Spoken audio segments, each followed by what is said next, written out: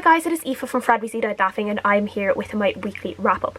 I got 4 books in total read. One was just a little novella, and that was The Breakthrough by Daphne du Maurier. This is one of these really small Penguin modern classic books, about 60 pages long, just a little bit less than 60 pages long, and it is about this scientist who goes to this kind of really remote kind of experiment station, and he thinks he's going to work on a certain project, and when he gets there the project is a little bit like what he thought he was going to be working on, but then he realizes that the people who are in charge of this project and who he's working alongside are actually kind of experimenting with what actually happens after a person dies, and is there life after death, is there, you know, some sort of aspect of a person left behind, of their mind, of their brain energy in that kind of way, is there something of them left behind when they do truly die.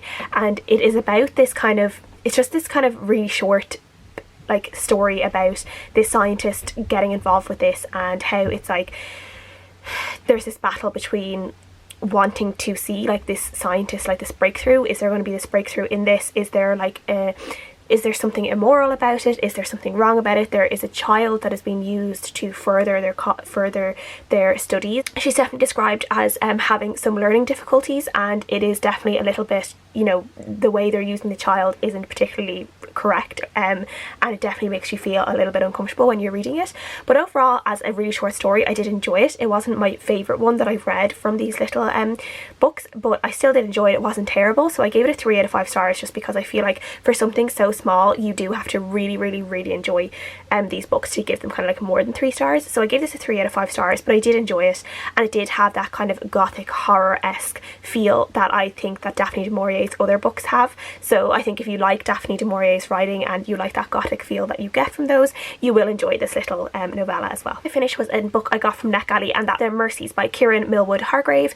This is a really interesting book, and it is set in I think the 1600s, and it's about this kind of island in Norway, and it's called Vordo, and basically in the 1600s there was this really terrible storm that killed over 40 men that lived on this island. So the people left on this island were mostly women, and just like a few older men and a few younger children. There was basically all like the men who could actually do work, and you know, of marrying age, and who weren't children. All of them died in this one storm within a few minutes, and it was just really tragic, and these women were left to basically fend for themselves and to actually live a somewhat independent life away from their husbands, and at a time when I guess women didn't have that much freedom.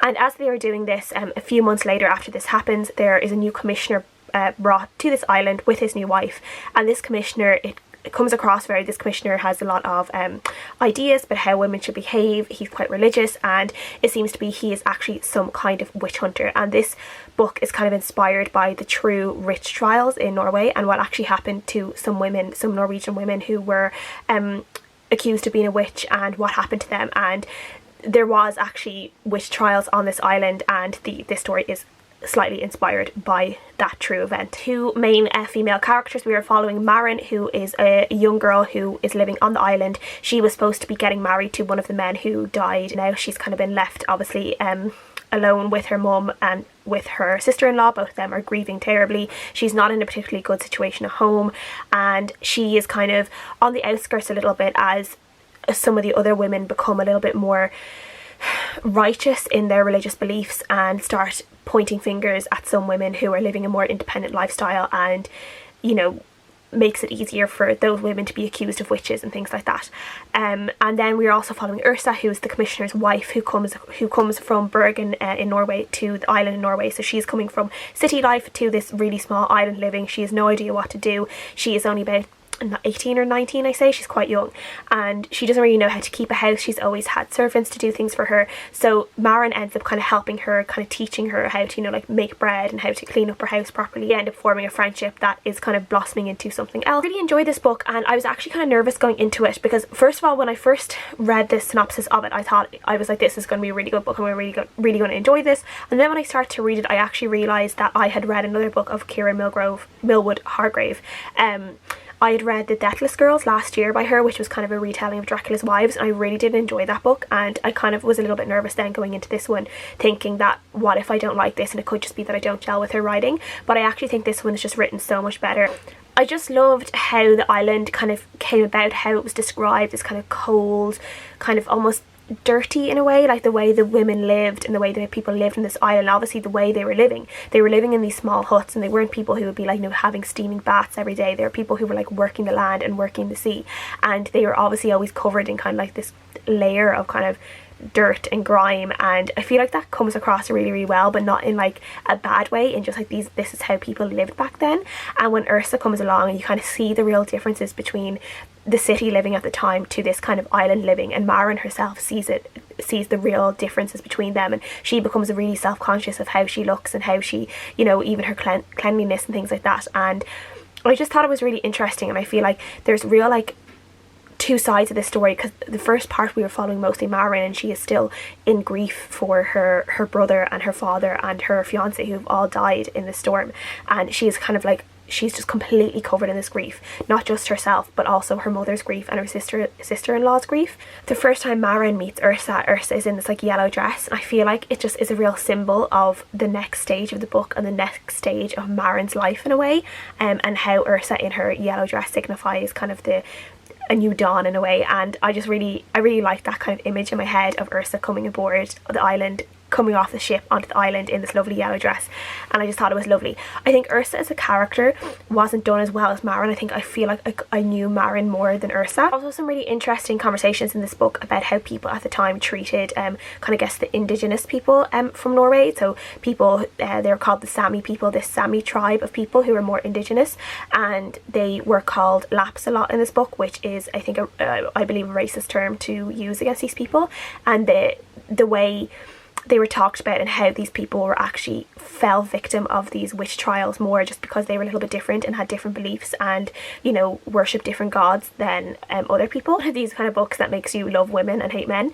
The men in this book are just, they're not great. The ones who are actually in the book are all these like religious zealots who hate women, think women should just kind of be either in a bed with their legs spread ready to have a child, or, you know, in the kitchen somewhere. They're not particularly nice men at all. Yeah, this definitely is kind of like a hashtag men are trash book, but the women are particularly great.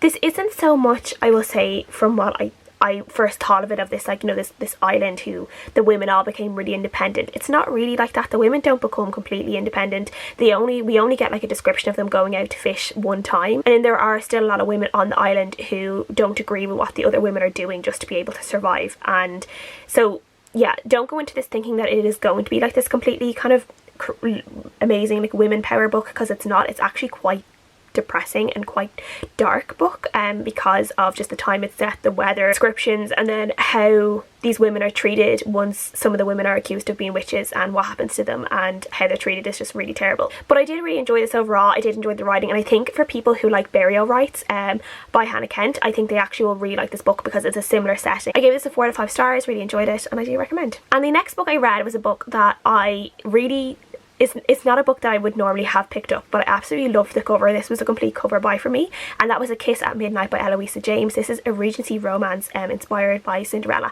and Eloisa James has like this whole series of all these books that aren't actually connected to each other, so you can read them in any order, and they're all kind of inspired by fairy tales. So this one was the Cinderella one, and this one is like the official first book in the series, even though, as I said, you can read them unconnected. So this one is about a girl called Kate whose father died shortly after he remarried, and she has been kind of living with her stepmother and her stepsister, and her stepmother is obviously not a particularly nice person, and Kate has kind of been left to kind of do a lot of things around her father's estate, in terms of like just looking after the land, looking after the tenants, and trying to keep them safe from her stepmother's wrath basically. And she's never really had her own kind of like coming out. She never had kind of like was able to like be out in society or anything like that, and now she's about, I think she's 23 in this book, so she's kind of thought of as like almost like a spinster. And she ends up having to go to this special ball that's been held by this prince, pretending to be her sister because of some situation that her sister isn't able to go. So she has to go pretending to be her sister with her sister's fiance to basically impress this prince so her sister can marry this man. And she ends up going, and she just ends up kind of being able to do things that she's never been able to do before, and she obviously meets the prince, and there's like a lot of chemistry between her and the prince, and I just really enjoyed this one. I just thought it was so much fun. I really just liked the whole, just like the ball and the people and just the fashion, and it was just lovely. It was just such a nice distraction, everything that was going on. I just really enjoyed it. This one seems to be like one of the least popular books in the series, and some people are saying that was like really boring at the start and there wasn't enough smut in it and stuff like this, because I think some of these books are quite smutty, but I wasn't really reading it for that. I was reading it just kind of for the romance and just for the distraction of like the dresses and the balls and the prince and all that kind of stuff, more like the Disney fairy tale-esque bit of it rather than like the smut or the sex. And then the romance bits were nice, and I did actually really enjoy the dialogue between her and the prince and how they got along and how they kind of got to know each other. I really liked that, and I really liked those moments between them that weren't particularly sexual in any way. There were some like really nice bits where like some people I don't think really liked some bits where like he grabbed her and stuff, but I actually kind of liked those bits because they were just kind of steamy and just kind of like sexy. And there wasn't like a lot of those moments either, which would have been problematic if it happened a lot, but I don't think, for me, when I was reading it, it didn't really seem problematic to me, though other people have read it and felt some parts are problematic. But I think that kind of gets to like a lot of these kind of books. There's always going to be those moments, particularly when they were written. I don't know how long ago this one was written, in 2010 I think, so yeah, it's like 10 years old, so I don't know, but I really enjoy this one, and it's definitely one I will definitely be reading more of this series, because it was just such a lovely distraction. I haven't really read proper Regency romance before, and now that I've read this one, I'm like, okay, I think I actually really like these as like a nice distraction kind of book that I can just fall into the story and just really enjoy it, and enjoy just how different it is from our world, and just the romance, and yeah, just get swept away in it and all. And yeah, I just really enjoyed this one. I gave it a 4 out of 5 stars, and there were just some lovely, really like proper Disney moments in this one that I enjoyed too. The last book I finished this week was my audiobook, and that was House of Names by Colm Tóibín. This one is kind of a retelling of, I think, Clytemnestra, Orestes and Electra, who were Agamemnon's family from the whole Battle of Troy. And in this one we are following Clytemnestra after her daughter is sacrificed, so the ships, I think so the ships can sail to Troy or sail to battle or something. Her daughter is basically sacrificed to the gods and to try and get the winds to turn, and after that she decides that she is going to kill her husband when he gets back, and we follow kind of a chain of events that happen when she decides on this, and how it kind of rips the family apart, and everything kind of goes to shit basically for all of them. And we are getting 3 different points of view. We are getting the wife Clytemnestra, we are getting the daughter Electra's point of view, and then we are getting a lot of point of view from Orestes, who is the son. And this was fine. I enjoyed it. It wasn't particularly like, I will say, it wasn't one that like brought out loads of emotion for me. It wasn't particularly like an exciting book at any time, at like points in time. It wasn't like, it didn't make me particularly feel really sad or really emotional. It was just a very decent listen for a book. No, I didn't know enough about this story to like make any comparisons to how it's been told in other stories. I enjoyed how it went. I enjoyed seeing what happened. As I said, nothing was particularly surprising, but nothing particularly brought out any emotion in me either.